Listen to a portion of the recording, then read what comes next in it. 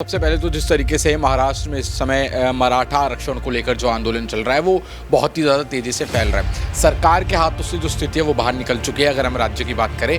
और जिस तरीके से यहाँ पर उद्धव ठाकरे जो हैं वो यहाँ पर इसको अपना समर्थन देते हुए नज़र आ रहे हैं। जो जरांगे हैं जो इस पूरे आंदोलन को लीड कर रहे हैं उनसे उन्होंने बात करी, उनको कहा कि हमारा समर्थन आपके साथ है। और साथ ही साथ उन्होंने ये भी कहा कि जितने भी मंत्री हैं, सांसद हैं, विधायक हैं, उनको कैबिनेट में, मोदी कैबिनेट में जो है ये बात रखनी चाहिए। और अगर पर एक तरीके से धोखाधड़ी का इल्ज़ाम एकनाथ शिंदे पे लगाते हुए नजर आए थे कि ज़बरदस्ती उनके विधायकों को वो ले गए थे और भारतीय जनता पार्टी में शामिल हो गए थे। तो यहाँ पर एकनाथ शिंदे की भी कमी यहाँ पर नज़र आई थी, जिसको सबसे करीबी उद्धव ठाकरे ने माना, बड़े पद यहाँ पर दिए और कहीं ना कहीं बस सीएम नहीं बनाया। तो उनको इस बात का बोल सकते हैं कि नाराज़ थे कि यहाँ पर सीएम नहीं बनाया, इसलिए यहाँ पर उन्होंने भारतीय जनता पार्टी का दामन थाम लिया। कहीं ना कहीं इस समय जो शिंदे की सरकार है वो बैकफुट पर हमें दिखाई दे रही है, क्योंकि हमने देखा कल जिस तरीके से जो आंदोलन ने उग्र रूप लिया, वो जहाँ जहाँ जा रहा था वो कोई पार्टी नहीं देख रहा है। एनसीपी हो, कांग्रेस हो, बीजेपी हो, जो भी पार्टियां आ रही हैं उनके नेताओं के जो घर आ रहे हैं, कार्यालय आ रहे हैं, उनको सबको वो जलाता हुआ चल रहा है। विधायक जो थे शिवसेना के पास, यहाँ पर जो उद्धव ठाकरे के पास है, उनके पास वापसी कर रहे थे। तो कहीं ना कहीं ये लग रहा था कि एकनाथ शिंदे को भी वापसी कर लेनी चाहिए, लेकिन एकनाथ शिंदे ने सीधे तौर पर मना कर दिया। लेकिन अब ये मराठा आंदोलन जो देखा जा रहा है, जो किसी भी पार्टी से जोड़कर नहीं देख सकते, लेकिन मौजूदा सरकार किसकी है उस वजह से अगर हम देखें तो मांग यहाँ पर मराठा आंदोलन की भारतीय जनता पार्टी से ही है। और भारतीय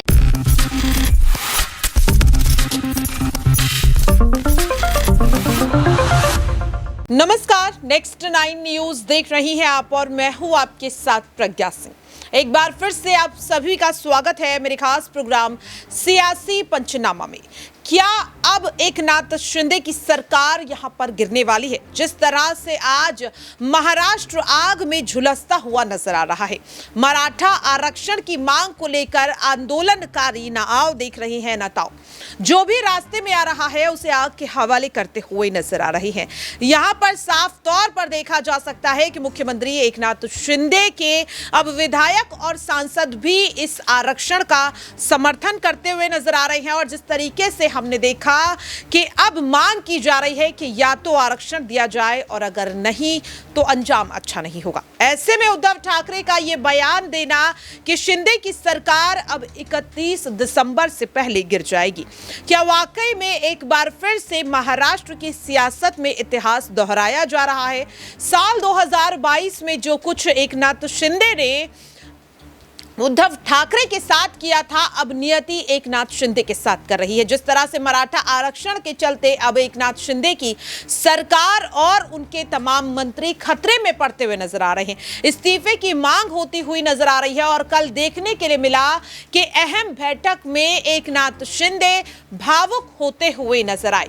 अब क्या वाकई में एकनाथ शिंदे और उनकी सरकार की विदाई महाराष्ट्र से तय मानी जाए? जिस तरह के हालात आज महाराष्ट्र में देखने के लिए मिल रहे हैं, इन्हीं तमाम मुद्दों को आज न्यूज रूम में मौजूद सहयोगियों से समझने की कोशिश करेंगे कि क्या एक बार फिर से उद्धव ठाकरे सत्ता में वापसी करने वाले हैं, जिस तरह से वो बार बार मराठा आरक्षण की मांग यहां पर करते हुए नजर आ रहे हैं। यहां पर देखिए, जिस तरीके से साफ तौर पे देखा जा सकता है कि कहीं ना कहीं बार बार सवालों के घेरे में अब एकनाथ शिंदे घिरते हुए नजर आ रहे हैं। यहां पर मेरे साथ तुषार हैं। तुषार, साल 2022 में एकनाथ शिंदे जो उद्धव के सबसे करीबी माने जाते थे, शिवसेना की रीढ़ की हड्डी माने जाते थे, उन्होंने उद्धव को धोखा दिया, 40 विधायकों को लेकर बीजेपी के साथ हाथ मिला लिया।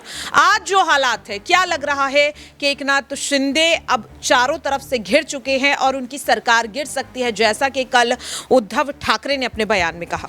देखिए, सबसे पहले तो जिस तरीके से महाराष्ट्र में इस समय मराठा आरक्षण को लेकर जो आंदोलन चल रहा है वो बहुत ही ज़्यादा तेज़ी से फैल रहा है। सरकार के हाथों से जो स्थिति है वो बाहर निकल चुकी है अगर हम राज्य की बात करें। और जिस तरीके से यहाँ पर उद्धव ठाकरे जो हैं वो यहाँ पर इसको अपना समर्थन देते हुए नज़र आ रहे हैं। जो जरांगे हैं जो इस पूरे आंदोलन को लीड कर रहे हैं उनसे उन्होंने बात करी, उनको कहा कि हमारा समर्थन आपके साथ है। और साथ ही साथ उन्होंने ये भी कहा कि जितने भी मंत्री हैं, सांसद हैं, विधायक हैं, उनको कैबिनेट में, मोदी कैबिनेट में जो है ये बात रखनी चाहिए। और अगर मोदी पर इसका कोई असर नहीं पड़ता है तो सबको इस्तीफा दे देना चाहिए। तो लगातार यहाँ पर जो है, और साथ ही आपको बता दें कि सुप्रिया सुले जो है एनसीपी की, उन्होंने भी देवेंद्र फडणवीस से जो है यहाँ पर इस्तीफे की मांग कर दी है कि आप अपने राज्य को नहीं संभाल पा रहे हैं तो आप जो है राज्य के गृह मंत्री होने के नाते इस्तीफा दीजिए। और लगातार अब एकनाथ शिंदे को लेकर भी ये बातें उठने लगी हैं।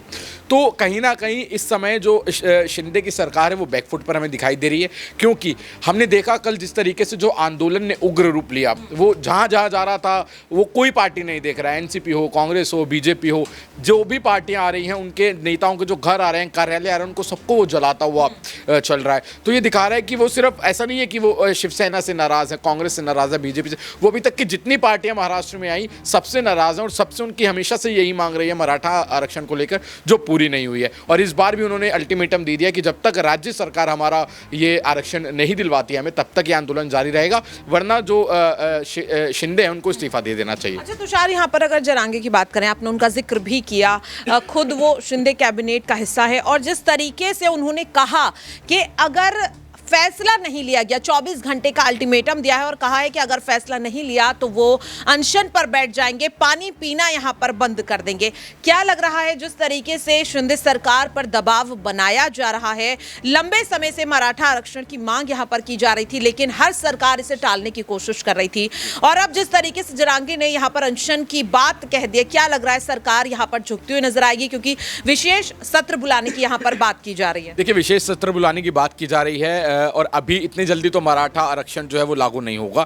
हालांकि इस पर बात जरूर की जाएगी, इस पर उनको मनाने समझाने। जो आंदोलनकारी हैं उन्हें शांत करने के लिए क्या लगता है, क्या ठोस कदम यहां पर एकनाथ शिंदे या उनका कैबिनेट यहां पर उठा सकता है? ठोस कदम यही हो सकता है कि जो आप अपना विशेष सत्र बुला रहे हैं उसमें जरांगे को भी बुलाएं, सबके साथ बैठकर बात करें और एक कोई हल निकालें। ये ऐसा नहीं है कि आज आपने बोला रात को कि ये काम होना चाहिए और अगले दिन सुबह वो काम हो जाएगा। ये इसमें टाइम लगता है, पूरा प्रोसेस चलता है, पेपर वर्क होता है और सहमति जतानी पड़ती है। सरकार का काम है, केंद्र सरकार का इसमें रोल होता है, तो यहाँ पर टाइम लगता है। हालांकि इन्हें ठोस कदम यही उठाना होगा कि अभी जो आंदोलन चल रहा है उसको शांति से चलने दे और बात करते रहे, मनाने की कोशिश करें। हालांकि लग नहीं रहा है देख के कि वो मानने वाले हैं बिना आरक्षण लिए, लेकिन अगर एकनाथ शिंदे को अपने आप को बचाना है, अपनी सरकार को बचाना नहीं, तो उद्धव ठाकरे यहाँ पर जो है बड़ी ही अब हम जो देख रहे हैं, क्योंकि अभी हमने देखा उनके बागी विधायकों को लेकर भी सुप्रीम कोर्ट ने जो कहा है कि 1 महीने के अंदर इस पर भी फैसला आ जाना चाहिए, तो उसके बाद भी लगातार जो ये स्थिति उनकी स्ट्रांग होती जा रही है, वो ये दिखा रही है कि कैसे अब जो है यहाँ पर एकनाथ शिंदे को बड़ा एक्शन लेना होगा, नहीं तो उनकी सरकार के लिए बड़ा खतरा बन सकता है। वाकई में देखिए यहाँ पर जिस तरीके से साफ तौर पे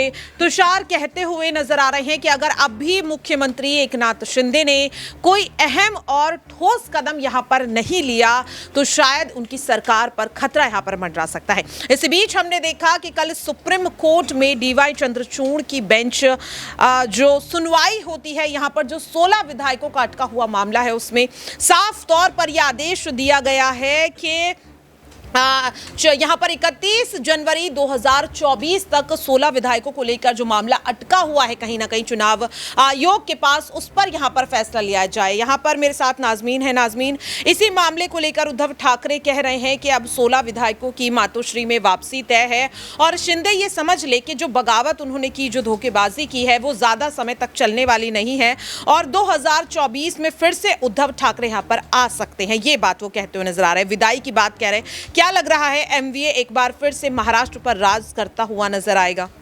देखिए, जैसे उद्धव ठाकरे यहाँ पर एक तरीके से धोखाधड़ी का इल्ज़ाम एकनाथ शिंदे पे लगाते हुए नजर आए थे कि ज़बरदस्ती उनके विधायकों को वो ले गए थे और भारतीय जनता पार्टी में शामिल हो गए थे। तो यहाँ पर एकनाथ शिंदे की भी कमी यहाँ पर नज़र आई थी, जिसको सबसे करीबी उद्धव ठाकरे ने माना, बड़े पद यहाँ पर दिए और कहीं ना कहीं बस सीएम नहीं बनाया तो उनको इस बात का बोल सकते हैं कि नाराज़ थे कि यहाँ पर सीएम नहीं बनाया, इसलिए यहाँ पर उन्होंने भारतीय जनता पार्टी का दामन थाम लिया, क्योंकि वहाँ पर आसानी से सीएम बन रहे थे। लेकिन जैसे एक एक करके उन्हें दरकिनार किया जा रहा है, यहाँ पर अजीत पवार को डिप्टी सीएम बना दिया जाता है। अजीत पवार एक बड़ा स्टेटमेंट देते हैं कि जल्द मैं मुख्यमंत्री भी बनूंगा, तो यहाँ पर उसके बाद उनके विधायकों को यहाँ पर कैबिनेट में जगह भी दी जाती है, बड़े बड़े पद भी सौंपे जाते हैं। एकनाथ शिंदे के विधायकों को यहाँ पर हटाया जाता है। एकनाथ शिंदे के विधायक ये कहते हैं कि भारतीय जनता पार्टी में आके तो हमने गलती की, क्योंकि हमें तो यहाँ पर अपमानित किया जा रहा है। एकनाथ शिंदे को तो सीएम पद दिया,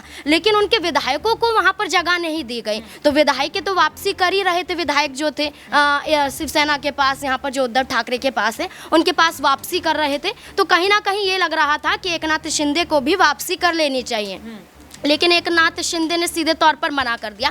लेकिन अब ये मराठा आंदोलन जो देखा जा रहा है, जो किसी भी पार्टी से जोड़कर नहीं देख सकते, लेकिन मौजूदा सरकार किसकी है, उस वजह से अगर हम देखें तो मांग यहाँ पर मराठा आंदोलन की भारतीय जनता पार्टी से ही है, और भारतीय जनता पार्टी में एकनाथ शिंदे ही मुख्यमंत्री हैं। तो ऐसे में उनकी जिम्मेदारी बनती है कि मराठाओं को यहाँ पर वो आरक्षण दें। अगर आरक्षण नहीं देते हैं तो यहाँ पर वो फंसेंगे, लेकिन आरक्षण देते हैं तब भी फंसेंगे। तो यहाँ पर आप किसी भी तरीके से देखिए, एकनाथ शिंदे की मुश्किलें अब बढ़ने वाली है, जिसका असर 2024 पर पड़े। अच्छा नाज़मीन, आपने यहाँ पर अजीत पवार का नाम लिया था। अजीत पवार की अगर बात करें तो खुद वो एमवीए का हिस्सा रह चुके हैं, शरद पवार के भतीजे हैं, और अब जिस तरीके से उन्होंने बीजेपी का दामन थामा है, अगर शिंदे की सरकार गिरती है तो जाहिर तौर पर नुकसान अजीत पवार को भी होगा।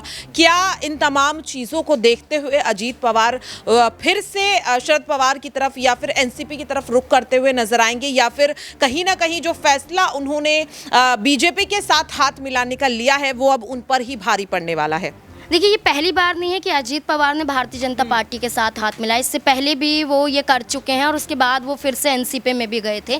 तो यहाँ पर वही चीज़ें दोहराई जा सकती हैं कि अगर ऐसा होता है कि पूरी सरकार पर यहाँ पर गाज गिरती है, भारतीय जनता पार्टी यहाँ पर गिरती हुई नजर आती है, तो यहाँ पर अजीत पवार भी एक बड़ा कदम एनसीपी में वापसी का उठा सकते हैं। यानी कि सीधे तौर पर ये माना जाए कि जो नुकसान है वो कहीं ना कहीं सिर्फ और सिर्फ एकनाथ शिंदे को होने वाला है, चाहे वो मराठा आरक्षण के समर्थन में कुछ करते हुए नजर आए या उसके खिलाफ करते हुए नजर आए, क्योंकि अजीत पवार को लेकर जैसा कि आपने कहा कि वो फिर से एनसीपी में जा सकते हैं, उद्धव ठाकरे पूरी कोशिश यहां पर करते हुए नजर आ रहे हैं। तो सबसे ज्यादा नुकसान यहां पर एकनाथ शिंदे का है। क्या लग रहा है 2024 तक ये सरकार टिक पाएगी, जो भविष्यवाणी उद्धव ठाकरे ने की है एकनाथ शिंदे और उनकी सरकार को लेकर, या फिर वो सच होती हुई नजर आएगी? पहली बात तो यहाँ पर पूरी भारतीय जनता पार्टी की बात करें, वो मुश्किलों में आएगी, क्योंकि अगर एकनाथ शिंदे आएंगी तो यहाँ पर एकनाथ शिंदे का हटना तय माना जाएगा। यहाँ पर अजीत पवार की कोई मुश्किलें यहाँ पर नहीं बढ़ेंगी। लेकिन अगर पूरी भारतीय जनता पार्टी की मुश्किलें बढ़ती हैं तो इन दोनों मंत्रियों पर खतरा आ सकता है। तो कहीं ना कहीं वो अजीत पवार पर भी वो डर मंडराता हुआ नजर आएगा कि उनके हाथ से भी डिप्टी सीएम जा सकता है। लेकिन अगर सिर्फ एकनाथ शिंदे की बात आती है तो यहाँ पर एकनाथ शिंदे सीएम पद से हट सकते हैं, इस्तीफा दे सकते हैं, या यहाँ पर उनका इस्तीफा मांगा जा सकता है, जो अभी तक मांगा भी जा रहा है मराठा आंदोलन को लेकर कि अब इस्तीफा दे देना चाहिए, तमाम विपक्षी पार्टियां कह रही हैं। तो यहाँ पर मुद्दा है महाराष्ट्र में अभी पूरी भारतीय जनता पार्टी, अगर आज सर्वदलीय बैठक में कोई बड़ा फैसला लिया जाता है तो यहाँ पर भारतीय जनता पार्टी के लिए राहत की खबर होगी। अगर नहीं लिया जाता है तो आंदोलन को हिंसात्मक रूप से और बढ़ाने की मांग यहाँ पर ये आंदोलनकारी करते हुए नजर आ रहे हैं। बिल्कुल, देखिए यहाँ पर जिस तरीके से साफ तौर पर नाज़मीन ने भी यही कहा कि जो हालात हैं यहाँ पर उनसे ये ज़रूर समझ में आ रहा है कि महाराष्ट्र में इस वक्त एकनाथ शिंदे की सरकार ही नहीं बल्कि सभी दल खतरे में है, क्योंकि जो आंदोलनकारी हैं वो इस वक्त किसी दल को नहीं देख रहे हैं, किसी नेता को नहीं देख रहे हैं। उनकी सिर्फ और सिर्फ एक मांग है, मराठा आरक्षण यहाँ पर अब मराठियों को दे दिया जाए।